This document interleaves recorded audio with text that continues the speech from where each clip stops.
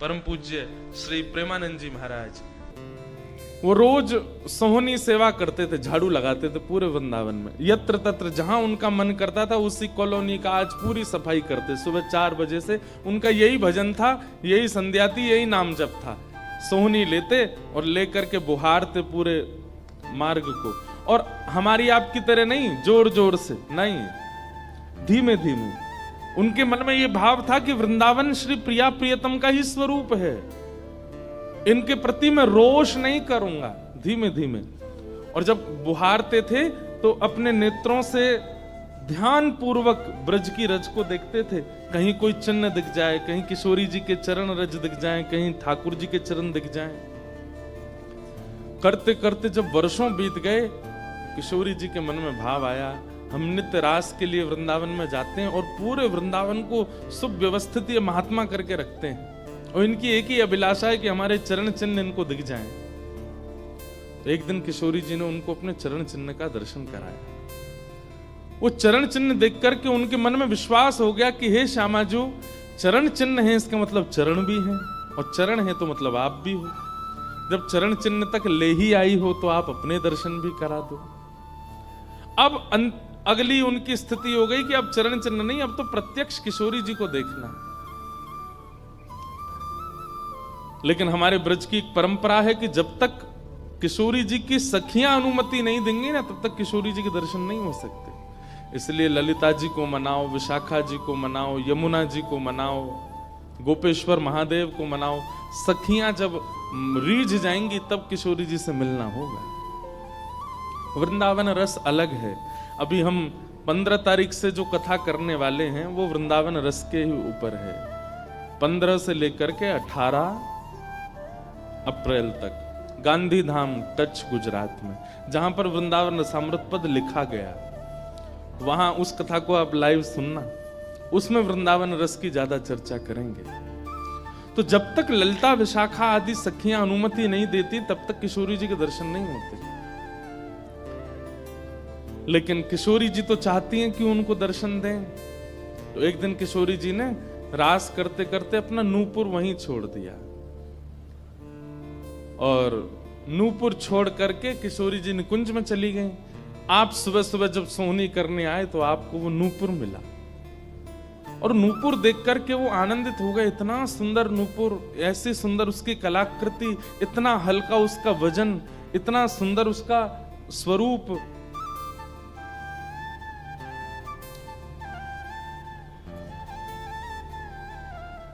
आपके मन में भाव आया कि कोई बड़े घर की लाली होगी, उसका रह गया होगा, मैं रख लेता हूं, कभी कोई मिलेगा मांगने आएगा कि भाई हमारा नूपुर दो, मैं दे दूंगा। आपने वो नूपुर अपने पास रख लिया। नूपुर से दर्शन किशोरी जी ने कईयों को कराए। इसलिए वृंदावन में जब चला कीजिए ना, बहुत ध्यान पूर्वक देखते हुए पृथ्वी को चला कीजिए, क्या पता क्या मिल जाए।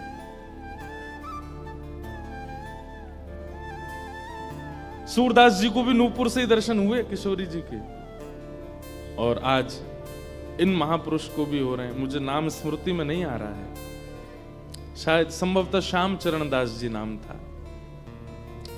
तो नूपुर को अपने पास रख लिया।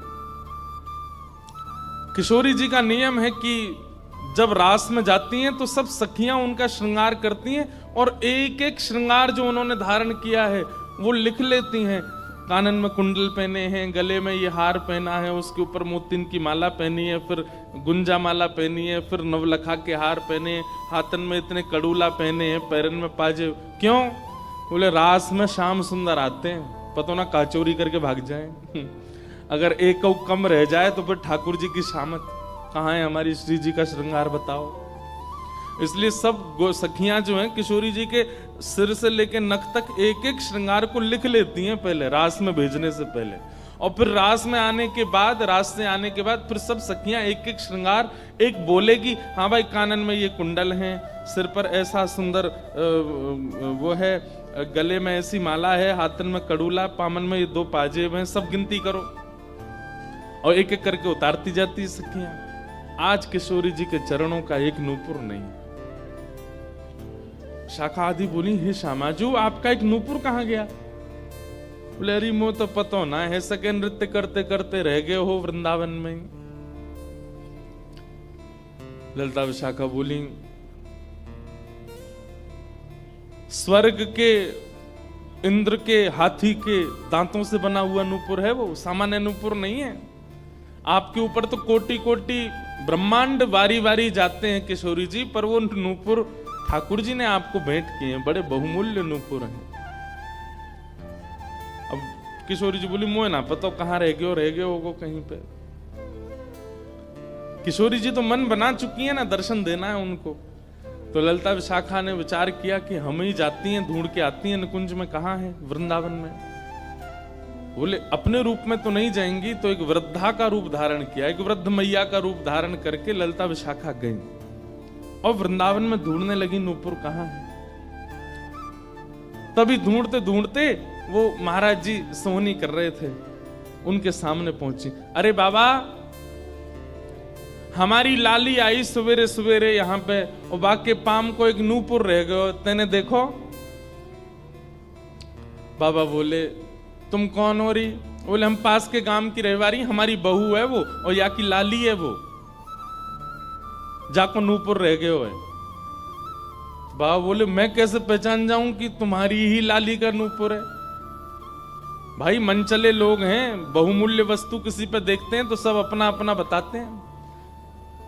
रोड में अगर 100 रुपया गिर जाए और 50 लोग वहां से निकल रहे हों, कि कोई पूछे भैया 100 रुपया किसका, सब अपनी जेब चेक करते, भले ही कुछ लेके नहीं थे, भले ही जेब में कुछ नहीं था, फिर भी देखते लग तो मेरा ही रहा थे, मेरे जेब में 100 रुपए तो थे। सब अपना बताते हैं बहुमूल्य वस्तु को। तो मैं कैसे मानूं कि तुम्हारा नूपुर है? अरे बाबा हम कह रहे हैं तुम थे। बोले कहवे को अभी मैंने तो नूपुर, मैं तो असमंजस में पड़ जाऊंगा कि मैंने गलत आदमी दे दियो। बाबा फिर कैसे मानेगो? बोले एक नूपुर मेरे पास है, एक नूपुर तुम्हारी बहू ने ही पहन रखो होगो, वाकू ले आओ और यहां लाकर के मुझे पहले नूपुर की पहचान करा तो मैं दूसरा दे दूंगा। ललिता विशाखा बोली बड़ो चतुर बाबा है, श्री जी को बुला रहा है। अरे बाबा तो शर्म ना आवे, ऐसी घर की बहू बेटी ने हम तेरे पास लेके आवेंगे? बाबा बोले तो फिर चले जाओ, तुम पे भैया खूब धन धान्य, दूसरों ऊपर बनवा लियो, जे मुंह पे ही रहने दो। ललिता विशाखा बड़ी चिंता में लौट करके आई तो किशोरी जी बोली क्या बात है, आप इतनी चिंतित क्यों? बोले एक बाबा है, बाने आपको नूपुर धल लियो, यूं कह रहा है कि पहले जिनके पास एक नूपुर है उनको लेके आओ तब दूसरा दूंगो। तो श्री जी बोली इसमें क्या देर है, फिर ले चलो, चलते हैं ना। विशाखा जी समझ गई, बोले हे ललिता जी ये सब लीला किशोरी जी कर रही हैं, इनको दर्शन देना है उनको, और हमसे और आपसे स्पष्ट कह नहीं सकती, क्योंकि हम तो फिर सबको परखने लगती है ना कि इसमें कोई दोष तो नहीं, इसमें क्या गुण है। इसलिए किशोरी जी सीधे हमसे नहीं बोल करके और ये लीला कर रही हैं, इनको ले चलो। और किशोरी जी आई वृंदावन और महात्मा बैठे सोहनी कर रहे थे, और सामने से जैसे ही किशोरी जी को आते हुए देखा, बाबा ले हमारी बहू आ गई, अब नूपुर दे दे, देख या को नूपुर भी वैसा ही है। बाबा बोले मेरी आंख की कमजोर है ने, दूर से दिखना रही, पास लाके हाथ से स्पर्श कराओ। ललिता विशाखा बोली बाबा तो शर्म ना आ रही अपनी बहू को स्पर्श करा में? तो बोले चरण स्पर्श करावे में कहा देर, ले आओ। किशोरी जी समीप गई, जैसी चरण स्पर्श किए अपने हाथों से नूपुर पहना करके लिपट गए चरणों से। हे किशोरी जी, हे श्यामाजू, अब कृपा करो, मैं जानू ना तो ये दोनों कोई बूढ़ी मैया हैं और ना आप इनकी बहू हो, आप साक्षात किशोरी और ये ललिता विशाखा है, अब मुंह पे कृपा करो। तो किशोरी जी ने उसी नूपुर से उन महात्मा के सिर पर एक चिन्ह बना दिया, अपने नूपुर का ही चिन्ह बना दिया, और कहा बाबा अब जीवन भर ये छाप आपके मस्तक पर ही रहेगी, मेरे नूपुर की छाप। उन महात्मा के मस्तिष्क पर जैसे हमारे तिलक दिखता है, ऐसे प्रत्यक्ष नूपुर की छाप प्रत्यक्ष सबको दिखने लगी। अब ये तो थी उनके ऊपर कृपा, लेकिन इससे क्या हुआ कि वे महात्मा लौट करके जब अपने आश्रम आए तो उनके गुरुजी ने जब उनके माथे पर देखा तो वो बोले, ए तुमने अपने गुरु के द्वारा दिया हुआ चिन्ह बदल दिया? हमने जो तुमको तिलक दिया तुम वो क्यों नहीं लगाते, ये क्या लगाए घूम रहे हो। तो हाथ जोड़ के निवेदन किया, गुरुजी ये कोई तिलक नहीं है, ये कोई चिन्ह नहीं है, ये तो मेरी किशोरी जी ने कृपा करके अपने नूपुर का चिन्ह मुझे दे दिया है। तो गुरुदेव बोले, हाँ तू बहुत बड़ा भक्त है ना, किशोरी जी आकर के तुझको चिन्ह देंगी।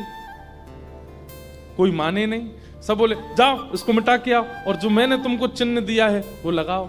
अब पहले तो उनके हाथ कांपे कि मैं इसको कैसे मिटाऊं, लेकिन गुरु आज्ञा से ऊपर कोई नहीं। देखो ये गुरु निष्ठा होती है।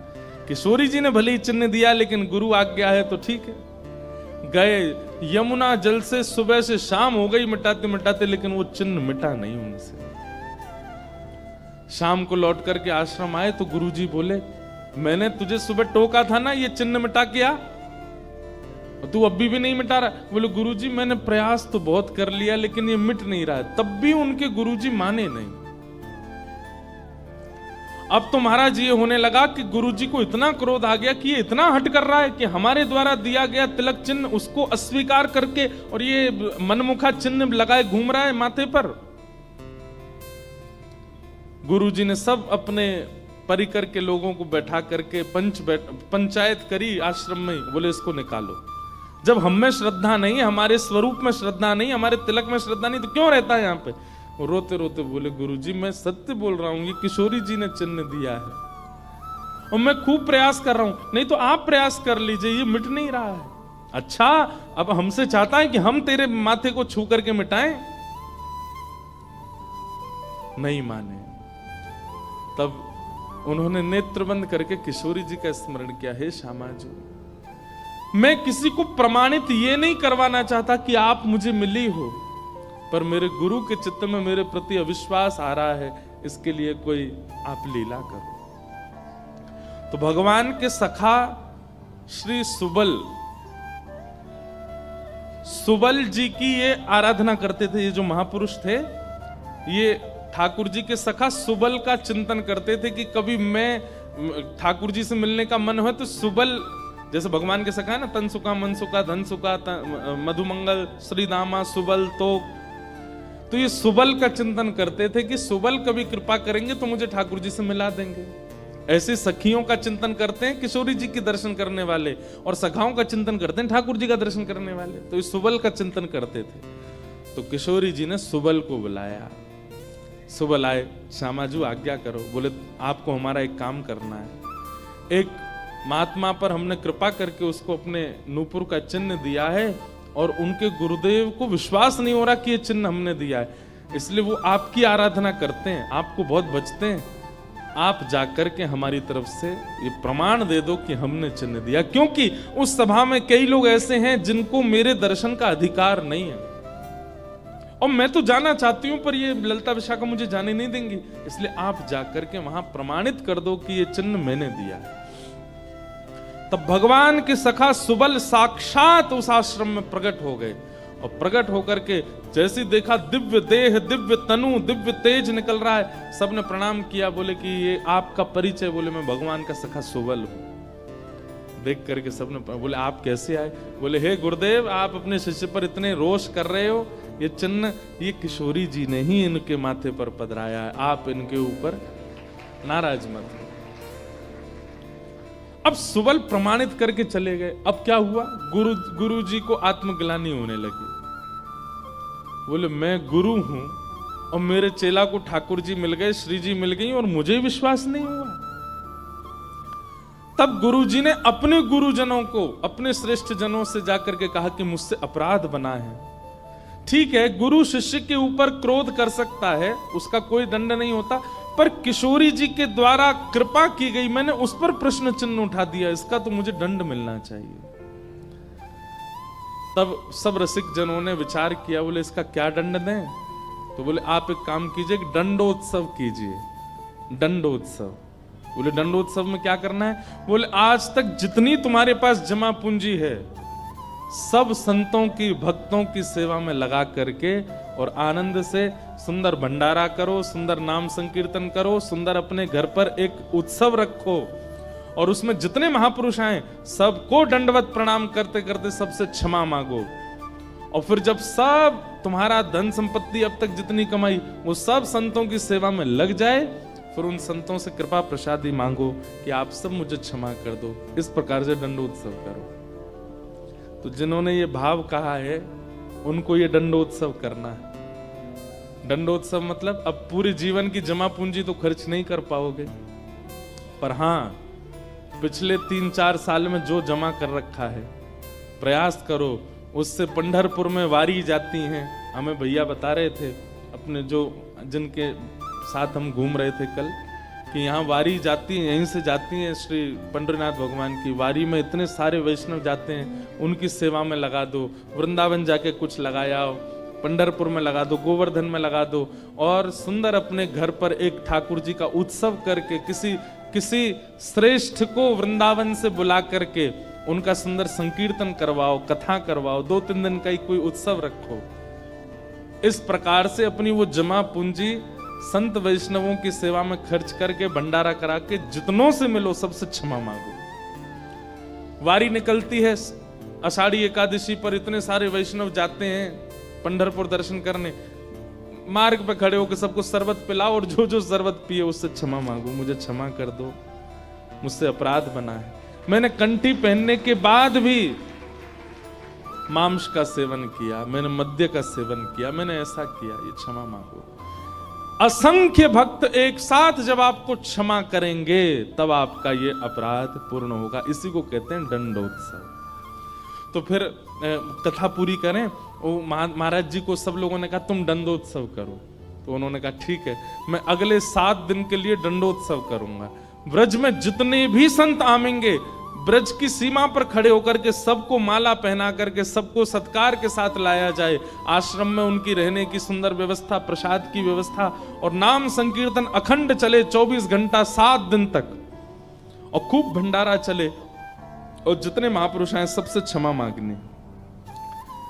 तो जब ये दंडोत्सव का बात हुई तो गुरु जी ने दंडोत्सव लिया, और चेला बेचारे जिनको किशोरी जी ने चिन्ह दिया था वो मन में सोचने लगे ये क्या हो रहा है, मेरे कारण मेरे गुरुजी को दंडोत्सव करना पड़ रहा है। तो उन्होंने अपने गुरुदेव के सामने प्रणाम करते हुए अपनी झोली फैला के कहा गुरुजी मुझे एक भिक्षा दे दो। तो क्या चाहिए? बोले जो दंडोत्सव आप करना चाह रहे हैं वो मुझे करने दीजिए, आप विराजिए, आपकी जगह मैं करूंगा, मैं शिष्य हूं आपका। तो बोले नहीं नहीं, अपराध हमने किया तो तुम क्यों करोगे? बोले गुरुजी बस यही कृपा चाहिए। तब बड़े संतों ने मिलकर के सबने कहा कि भाई देखो शिष्य कर सकता है, अगर इनकी इच्छा है तो ये करने दो। तो फिर गुरुजी का दंडोत्सव उन्होंने ही किया जिनको चिन्ह किशोरी जी ने प्रदान किया था, दंडोत्सव मनाया। इस प्रकार भैया जिनसे ये अपराध बन जाता है ना, कभी कंठी माला पहनने के बाद अपराध बन जाता है, किसी वैष्णव के प्रति कुभाव बन जाता है, किसी तीर्थ में जाकर के कोई पाप बन जाता है, उनको ये सब दंडोत्सव करने चाहिए। अपनी कोई पैसा खर्च कराने के लिए नहीं कह रहे हम, लेकिन हाँ जितना हो सके वैष्णवों की सेवा करके, अब चाहे वो धन लगा के करनी पड़े, चाहे तन से करनी पड़े, चाहे मन से करनी पड़े। पर लोग बड़े कंजूस हैं आजकल। बोले कि महाराज जी आपने मन से सेवा भी तो कही है, कोल्हापुर में बैठे बैठे आंख बंद करके यही संतों की सेवा कर देंगे, इनके पांव पूछ दिए, 5000 रुपये हमने दक्षिणा में दे दिए, ले खर्च भी नहीं हुए, मन से सेवा भी हो गई। किसी का भाव है कि आप कहते हैं महाराज जी कि ठाकुर जी से कुछ मत मांगो, पर अगर ठाकुर जी से कुछ मांगना है तो ठाकुर जी को मांगो। ठाकुर जी अगर मिल गए तो फिर उसके बाद क्या? ये तो भाई जब मिल जाएंगे तब मैं पूछूंगा आपसे, उसके बाद क्या? सही बात तो ऐसी है कि ठाकुर जी मिल जाएंगे ना, ठाकुर जी सदा के लिए तो नहीं रहेंगे, थोड़ी देर दर्शन देके चले जाएंगे और फिर आपके चित्त में अखंड प्रेम प्रज्वलित करके जाएंगे। अनंत प्रेम के रस में आप डूबने लगोगे, जिसको देखोगे उसी के प्रति प्रेम उत्पन्न होने लगेगा, उसी के प्रति श्रद्धा भाव, उसी में ही वैष्णव दर्शन होने लगेगा। छके रहोगे सदा कृष्ण प्रेम में, जैसे मीरा बाई। जिन भेषा मेरो सावरो रीझे, जिन भेषा मेरो सावरो रीझे, जिन भेषा मेरो गिरधर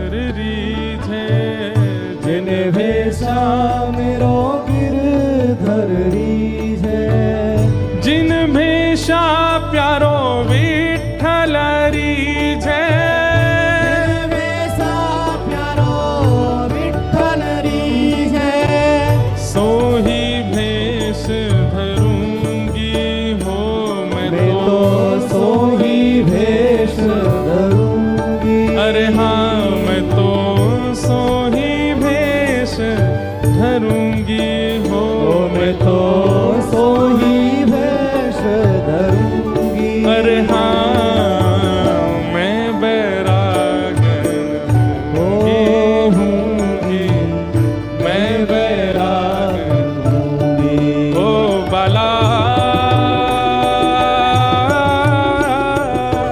मैं बैरागन हूँगी, मैं बैरागन हूँगी, मैं बैरागन हूँगी।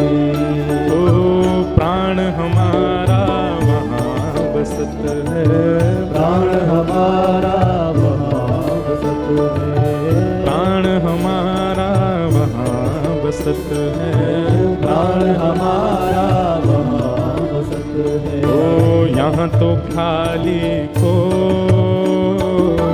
यहाँ तो खाली को, हाँ यहाँ तो खाली को,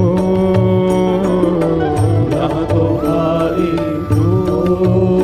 ओ मात पिता परिवार सोई है, मात पिता परिवार सोई, मात पिता परिवार सोई है, मात पिता परिवार सोई है। ओ कहिए तिनका तो भला कहिए तिनका तो, हाँ भला कहिए तिनका तो, भला कहिए तिनका तो। अरे हाँ मैं बैरागन हूँगी, मैं बैरागन हूँगी, मैं बैरागन हूँगी, मैं बैरागन भाव भाव से ओ बाला, मैं बैरागन हूँगी, मैं बैरागन हूँगी, मैं बैरागन हूँगी, मैं बैरागन हूँगी, मैं बैरागन ओ हूँगी, मैं बैरागन हूँगी। मैं बैरागन हूँगी। ऐसे प्रेम में छक जाएंगे। जैसे किसी प्यासे को पानी पिला दिया जाता है तो क्या उसको दोबारा प्यास नहीं लगती? लगती है। ठीक वैसे ही ठाकुर जी एक बार शीतलता दे देते हैं दर्शन देके, और उसके बाद जब जाते हैं तो फिर से वही स्थिति और दुगनी हो जाती है, मिलन की उत्कंठा और ज्यादा व्याकुल कर देती है। ठाकुर जी का मिलन परिपूर्णता नहीं कर देता। इसका मतलब यह नहीं है कि आपका अब इच्छा नहीं होगी, बल्कि पहले से और तीव्र इच्छा प्रकट हो जाएगी। ठाकुर जी मिल जाएंगे तो और रोना आएगा, क्यों? अब जाना नहीं आप, लेकिन ठाकुर जी तो जाएंगे, और जब ठाकुर जी जाएंगे तो फिर वही विरह वेदना जो सूक्ष्म थी अब वो प्रगाढ़ हो जाएगी। अब और मिलन की इच्छा होगी और दर्शन की इच्छा होगी।